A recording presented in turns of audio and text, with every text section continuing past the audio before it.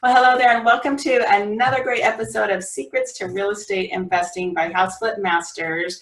And I am so excited to bring to you another great female success story today. Her name is Miss Erin Pullins, and she is going to share some of her strategies today of how she finds houses to flip and her techniques for that, because it's definitely gotten challenging in the Southern California area in the last couple of years for people to find deals compared to a few years ago when it was like they were falling, they grew on trees, they were easy to get, and now it's more challenging. So I'm bringing her on today to share with us how she finds her deals. So welcome to the show, Erin. Thank you. Thank you. We really appreciate you sharing your valuable time with us today and with my listeners and people that want to learn more about how to have success in flipping houses. Why don't you give our listeners your background on what you've done kind of in your life and for work, and you do this with your husband, and tell us about the two of you and how you've got to where you are today. Okay. I started my career out of college in financial services. And it was a field that I loved, but more so than anything, I wanted to have the background, because I knew that I didn't want to do that forever. I just wanted to learn. So I did that for a number of years, I think 8 years. And then we had 2 children. We had our first baby, and I went back to work part-time. And then we had our second baby, and it was kind of too much to film and, back and forth. So I stopped working then to be home with our babies. And then when the youngest started preschool, so I should back up. While both my husband and I were working, we were buying rental properties, and we started doing that in 2009. And we would buy them and renovate them and rent them out. And after my youngest went to preschool, that's when we started flipping. And awesome. Now the two of us flip full-time, both of us, my husband and I. Fantastic. Don't you just love the flexibility of the schedule? I think when I was messaging you this week or last week, you mentioned you were on a field trip, right, with your kids or the zoo or something? Both of us went. It's wonderful. Both of us want to go pick our children up from school. If one of us wants to go one day and volunteer, I mean, it's why one of the main reasons why we love this business. That is so awesome and exciting. I love when it affords people the freedom to be with their kids a lot more. And it's great for the kids to see entrepreneurialism in action too. Right. So why don't you tell us about, I'd love to hear some of the stories of how you've acquired some of your flips. Maybe, would you mind, do you remember the details of your first flip and how you got it and how it went? Yeah, our first one wasn't a good one. That was my husband calls it that was our education, our college tuition, right? Yes, yes. So we partnered with someone, and we brought all the money because we were both still working at the time. So we structured the deal where this person who had experience, more experience than we did with actual flipping. Like I said, we had bought and renovated and held, so it's a different level of innovation, Mm-hmm. So we decided that we wanted to start flipping, and this was someone that was in a mastermind group that we were part of, but we didn't know him well. He was just in the group, and I, in retrospect, nobody in the group knew him really well. So he had a deal, and he was going to run the whole deal and kind of make everything happen, and we just needed to bring the gap funding. So we did that. Oh wait, let me stop you there. Yeah. What is gap funding? So someone that doesn't know, that's brand new, what does that mean? Right. Okay. So there, oftentimes, very frequently, when someone's doing a flip, they're going to have a loan of some sort from either a short-term lender or even maybe a traditional loan, but less frequently they'll have a traditional loan, right? Usually it's going to be a short-term lender. And those are referred to as hard money loans. Mm-hmm. So this person was going to have a hard money loan on the house, but hard money lenders won't lend you all the money because they want you to have some skin in the game. Right. So there's a gap between what they're going to lend and what the total amount that you're going to need to do the deal. And so we brought that money, that gap funding. Right. And that's often the balance of a down payment, or it is a down payment Right. and often construction or renovation funds also, right? Is that what your situation was? You did both? It was on that one, yeah. Now our hard money lenders bring the renovation funds too. So we just do the down payment and that's it usually. Oh, nice. But okay, for that particular deal, that's how it was. We had to bring the renovation money too. Right. So tell us what happened. How did it go? Yeah, it wasn't good. Long story short, we lost 50 grand on the deal. One, it Oh, wasn't a good deal and already to start with. And then this person was leveraging all of his services on the deal. So he was a partner, so he had equity in the deal. But in addition to that, everywhere where he felt like he added value, he thought he deserved to be paid for that. So whether it was a discount that he got, well, he didn't pass the discount on to the partnership. He kept the discounted portion for himself. And he was getting paid all along the way. And it already wasn't a good deal to start with. And yeah, it was a big learning lesson, but it was painful of course, for that time. But now it's so far in the past. I'm like, I barely remember the address anymore. We're over it. And, it was a loss, but we learned a lot from it and we haven't made that mistake again. So let me ask you this. Did you buy your next deal while that one was still going, or was it after that one? Because I'm kind of surprised you didn't just quit. Like if someone's losing 50 grand, like, oh, this stinks, I'm out of here, I'm not going to do it. But you didn't quit. Right. No, we didn't quit at all. We were convinced that we could make this business work. We knew that. And we knew that we wanted the lifestyle that it would afford us. And so we were pretty determined. And we had surrounded ourselves with people who were doing it. So we knew it could be done. Right. Okay. We made a silly mistake by partnering with somebody that we didn't really know, like, and trust. And that was just our fault for doing that. But we knew that the business could be done. So I want to say we actually bought our next deal while that was still happening. I think that may have been the case. Okay, well, that's interesting. Mm-hmm. And how did you find that first deal? Did that partner come to you and say, "Hey, I have a deal. Will you be the gap funder"? Is that how that first one came? Yeah. Okay. He had found the deal. He was doing all the work. It was just kind of, it was going to be packaged, and all we had to do is provide the money, and then we would just be able to learn. Right. But we learned. Yeah, we did learn. Well, one of my favorite quotes that I love to remind people of, I think it was Jim Rohn that said it. It's not win or lose, it's win or learn. And you guys have the right attitude. Like, hey, we learned from this and we're going to be better and we're going to keep going. So I love that. Yeah. And we appreciate it. It was our deal, like we learned it up front, and get it out of the way and keep moving. Right. But, if you're new to this game, if you're a listener and you're thinking of getting into it, don't think you have to experience that. Not everybody has a $50,000 loss on their first deal. And thankfully, Erin, her husband, had the financial staying power that it didn't, ruin their lives, thankfully. And they've done way better since then, obviously. But just you got to really research who you're going to be doing business with and learn about their character and make sure that they're taking care of you financially. And that's really good lessons to learn. So how did you find your first deal that you did on your own then? That deal came to us through a agent that we work with, that we work with a lot now. She's a really big part of our business. And she had another investor, because she specializes in working with investors, and they had a deal under contract that they couldn't handle because they were gonna wholesale it. So she helped facilitate that, because she knows that she's representing them as the buyer, and if she brings the buyer, since she's representing the buyer, she doesn't want the deal to fall out, right? So she's going to help to find someone who will buy it, another investor, since they don't want to keep it. Right. And found us, and so it was a great deal a really, really great deal for us. Awesome. So she brought it to you. It was already ready to go. And would you say that you find all of your deals through Realtors, or most of them? Because I know we did talk about that. Yeah, it's about 50% through Realtors. Many of the houses that we find are actually on the MLS. And do you find those yourself? Are you a licensed agent, or do you have access to the MLS? We do have access to the MLS. We are not licensed agents.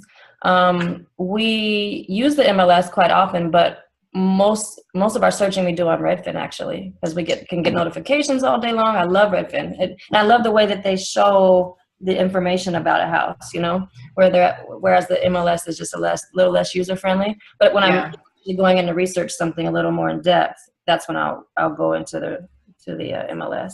Interesting. So Redfin is your preferred platform. That's what you use mostly then. Mm-hmm. Interesting. Okay.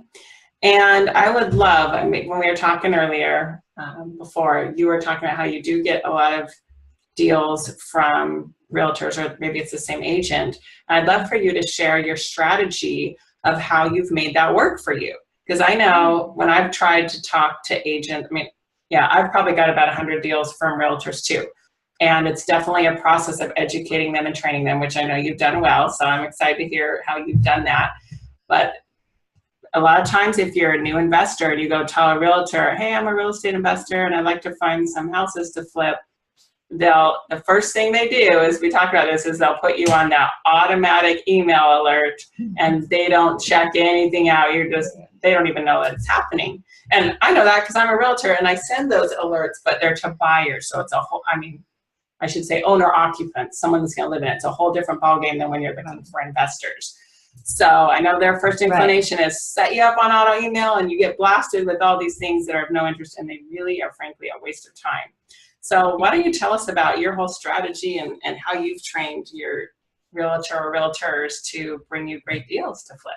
Yeah, that's a really good one, because I would say really, really high percentage of agents are just not suited for working with investors, right? Exactly. They're trained differently. They don't think quite how we think. You know, we think out of the box a little bit, and you know, so there's one agent in particular. I'd say there's maybe 2.5 agents that we work with really closely. There's one and we work really, really closely with, and there's the agent that is coming to mind the most is one that I met when I was just calling on, I was calling the listing agent on a house that would look like a potential fixer. And I was, you know, at that time I was thinking it makes most sense to try and place an offer with the listing agent. And this listing agent said, well, you know, it's kind of a conflict of interest for me to represent you, but I have somebody in my office who, you know, specializes in working with investors. And I was like, good, bingo. So turned out that she really was, you know, I think maybe at that time she was at the beginning of her career, but she was very, very hungry and was trying to learn what investors are looking for, and already had a good idea of it. And so over time we've developed our relationship together, and she doesn't work exclusively with us. We don't work exclusively with her, but you know, we respect that relationship on deals that we do together. And one thing that's really helpful is when she sends a deal or potential deal, she'll send a list of potential deals, maybe, you know, twice a week or once a week or whatever, whenever she gets to it, but it's fairly frequently. And it's stuff that's on the MLS usually, but she'll send my suggested purchase price. She'll send my opinion of the ARV. She'll send comps to support that, and a short write-up of the property. So we'll get a list of maybe 6 properties that we should look at as potential deals. And, you know, we'll look at, and I think she sends them to other investors as well. But if we call her on it, she represents only us on it. And that's one way that is really, really helpful, you know, because if someone just sends you stuff that, quite frankly, because we live in Pasadena, and most of the work that we do is in Pasadena and Altadena, because it's just easy for us to stay in our market and network, and kind of, we know values really well here. So if someone sends me something that's on the MLS here, very often I've already seen it, or my husband's already seen it, or, you know, or we've already even been there, or, you know, maybe we've even talked to the homeowner on that house, you know, so it doesn't add a lot of value just to send something, just send a listing, you know. Another thing that is really valuable is if we go to look at a house, which we always do, we don't often make blind offers just because we don't have to, like, they're, you know, it's in our market. And she's already arrived before we get there, and has already has some ideas about what might make sense in terms of the layout or changes she would recommend as someone who's going to sell it on the other end, retail, to the retail clients, and just has opinions, and really adds value in that way. A lot of agents will not do that kind of thing. Just not have the valuable information to share and insight.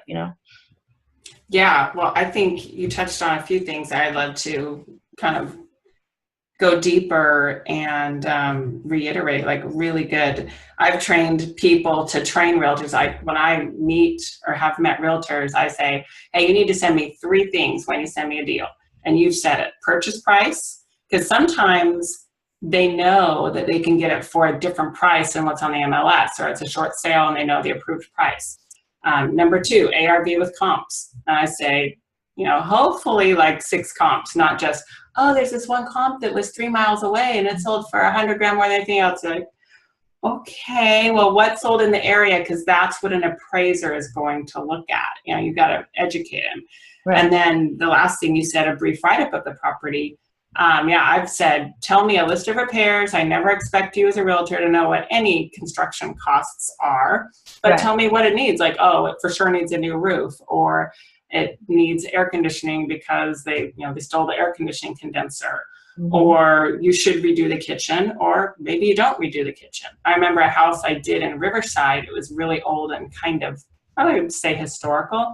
The agent told us, don't rip out the cabinets, leave them. But I'm like, they're so old. They're like 80 to 100 years old. He's like, this is what people like in this area. And I didn't know the area, that little historic area well. I'm like, okay, he was right. It sold quickly. People liked the old fashioned, historical, vintage stuff there.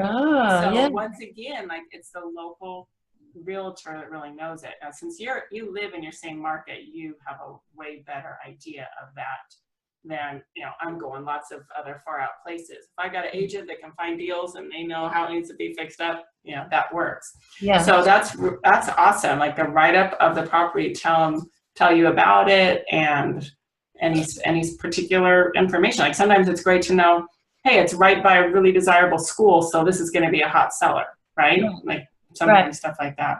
Yeah, and also the next step is, once we've shown interest, if we zeroed in on something on our list and we call her on it, or say, this one looks interesting to us, the first thing she'll do is call and get all the information. Very good at asking the right questions, so that she's got good information from the agent, and that's invaluable.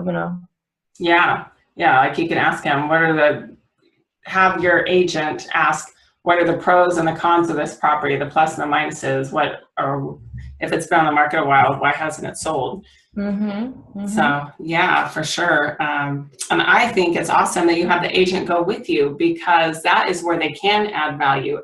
If your agent is going through properties in the area, either on broker preview or they're working with other buyers, they know what buyers want. And so it's great if she is interacting with those buyers more frequently than you are, because you're not showing buyers properties. She can say, oh, people are loving the white shaker cabinets, or now people really want the gray shaker cabinets, or whatever it is in your area, or the latest countertops. My latest heartburn is butcher block. Can I go to butcher block, even though that's what people are doing in LA? I don't know.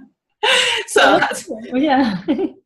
Are you doing butcher block in yours or not? No, we haven't done it yet. It's probably not hot in Pasadena, but some of the places in LA now. Surprising, butcher block is back. Yeah. Well, it looks good. I think it looks cool. I'd like to do that in the house sometime. Yeah, I worry about the longevity of it and people denting it and stuff. But anyway, that's a different topic, a different day.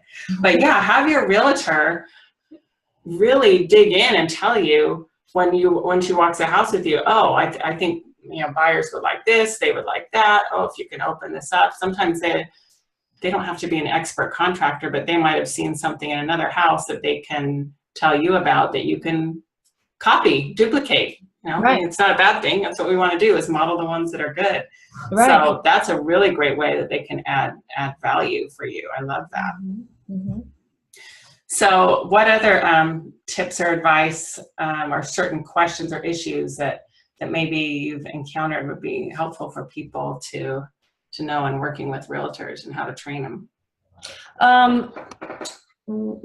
Another thing, I remember when I was learning a lot about this business, and I remember people saying how investors are the mentality of investors just seems to be a little more like willing to share and you kind of, open to sharing, and that realtors sometimes are a little less that way, or like, this is mine. I gotta keep these things.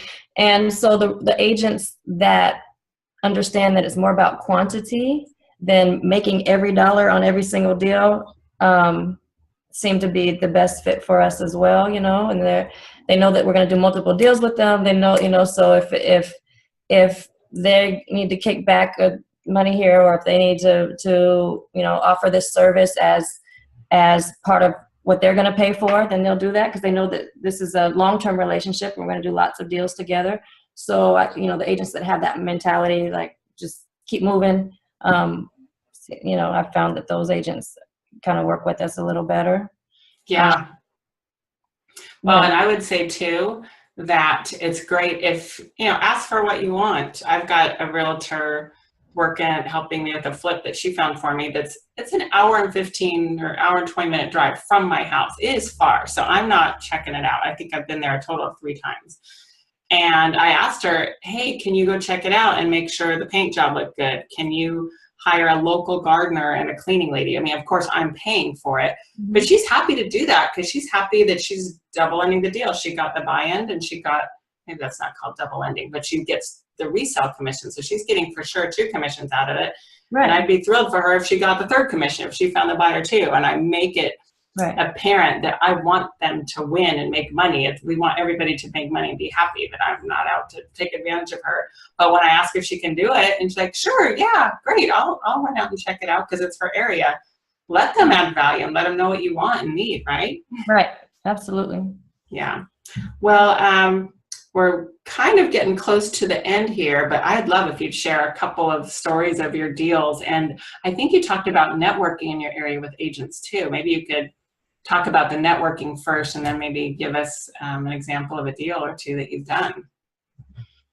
So okay. How have you found agents? Do you just walk into a real estate office cold and say, I'm an investor and I'm looking for agents? Or what have you done to find your agents? Well, like I said, oftentimes it's just talking to people, really. It's kind of hard because it hasn't always been one particular source. But what I would advise people, if they're looking for an agent who works well with investors, to just start putting that out there. Call local real estate offices and say, hey, is there anybody in your office that specializes in working with investors? I mean, that's a great way to just, and maybe the person that they tell you is a newbie and is not quite there yet, or maybe they're great, or maybe they are a newbie, but they can be trained in the way that you need them to be.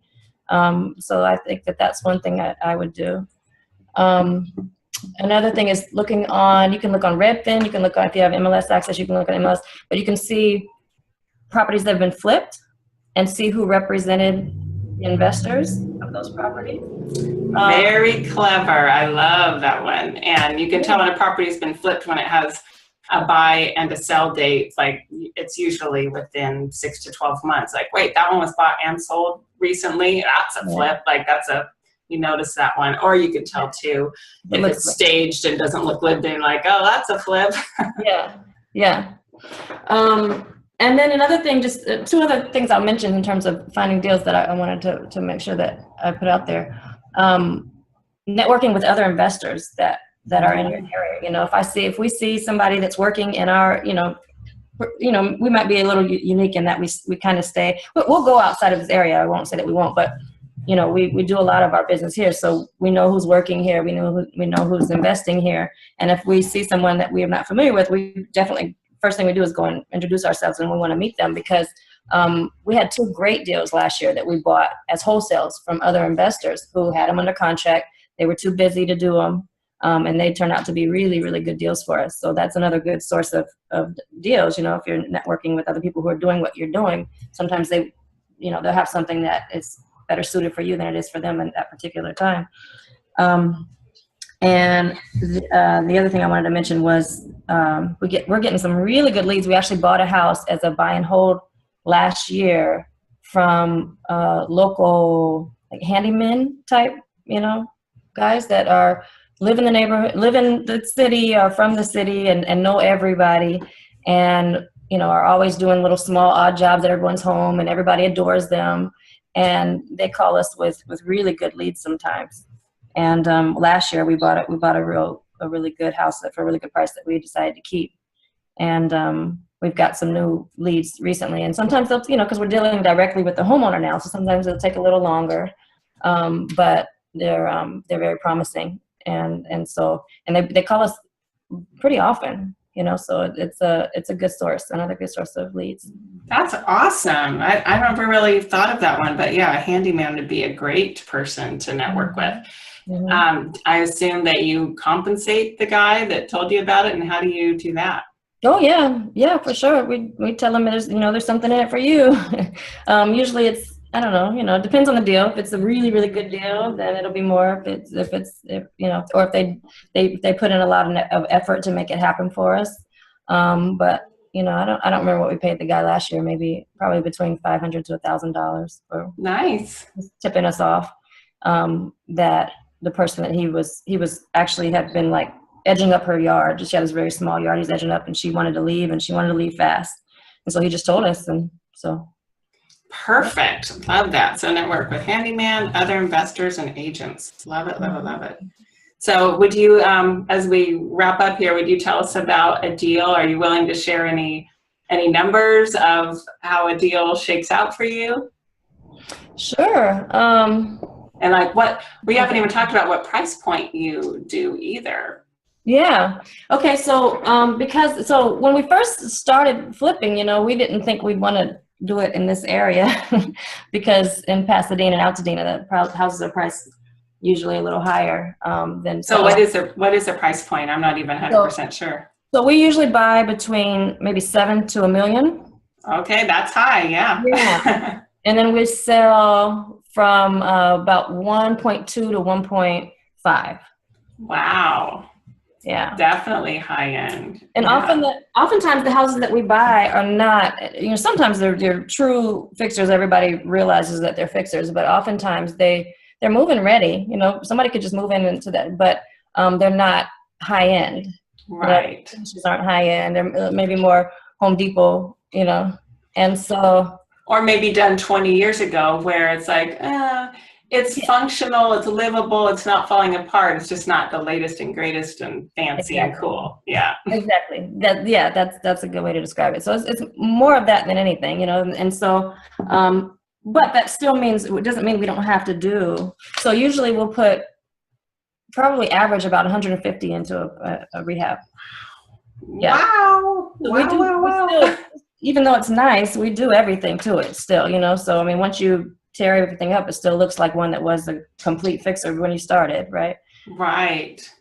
And I mean, it's just a side note. Do you do permits on all your jobs, since they sound like they're real extensive? Yes. Or yes, we have an architect that we work with, and we work with him just about every deal, and he'll help us get our permits. And that's in our city. It's pretty seamless, believe it or not. Pasadena has a reputation for being really, really difficult to work with, and that hasn't been our experience at all. Oh, well, we should keep that a secret. Don't go compete with Erin. Pasadena is hard. Everyone says it's hard. I think I've actually heard that. So yeah, it's all probably depending on you and your. It depends on a lot of factors. I mean, and there's a lot of historical homes here too, and we don't touch those. So I mean, I think it'd be a different story if we touched them. And oftentimes we're not doing anything crazy. If we're adding square footage, it's not 1,000 square feet. It's less than 500 or something like that, which can still be over the counter if you present it right. Yes, the magic number, under 500. Yeah. And then working with an architect who has relationships in the city and knows, like, okay, I'm going to go on Tuesday because on Tuesday my guy's going to be there, Oh yeah, so you've got the system down, which could apply in any city that you're working in if you're getting permits. Right. So yeah, get someone that's hopefully comfortable and good at working with the city. Mm-hmm. So what is your typical return on investment that you're looking for and shooting for in your area? Is it, or do you judge it like by percent cash on cash, or how do you evaluate it? Just a very, very, I have a calculator that I use, and I, play around with all the different variables, but it's just a general rule of thumb. If we make 10% of the ARV, Oh, okay. that's an easy rule of thumb that we try and shoot for when we can. Yeah. Yeah, very interesting. Yeah, I think I usually shoot for 15% of funds invested, so it probably translates roughly equal. 15% of all the cash in it is about the same. So cool. Well, thank you so much for all your sharing. You've been awesome. Okay. And I'm going to put up a really nice little cheat sheet for you of Erin's tips for dealing with agents, telling them what you want them to send you. So if you'd like to go get that great little freebie download of her techniques of how she gets those realtors to present the information in the best way possible, you're just going to go to hardhatholly.com/48, because we're show number 48. So that's hardhatholly.com/48. And Erin, if people have questions for you and they'd like to get in touch with you, would you be willing to give out an email address that they could reach you at? Absolutely. Absolutely. I'm always happy to share. So my email address is Pullins, which is my last name. So P like Paul, ULLINS like Sam, EM like Edward Mary, @gmail.com. Well, thank you so much, Erin. You've been so great. We so appreciate your time, and just so thankful for everything you've shared. Really awesome insights, and it's great to hear from a high-end flipper, because I don't think we've had anyone that does that really high-end range. So thank you so much for sharing, and we wish you all the best going forward. Thank you. Thank you for having me. Thanks. Hey there, thanks for watching the video. Make sure you like it and click subscribe to get notified of more videos. And you can go to hardhatholly.com for a free download on secrets to finding great deals.